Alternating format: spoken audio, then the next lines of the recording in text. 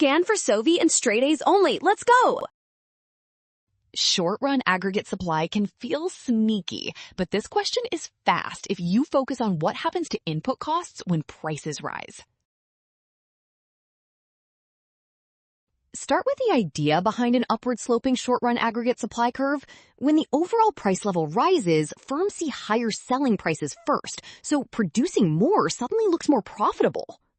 That only works if many input prices, especially wages, do not jump immediately. If input prices are slow to adjust, firms' costs lag behind output prices and quantity supplied increases. So the condition that explains the upward slope is slow input price adjustment, and that matches option B cleanly, while flexible prices would remove that effect. Well done! Option B. Scan now. Avoid rushing signs. Trust given conditions and check each step, because flexible inputs would flatten the short-run supply response.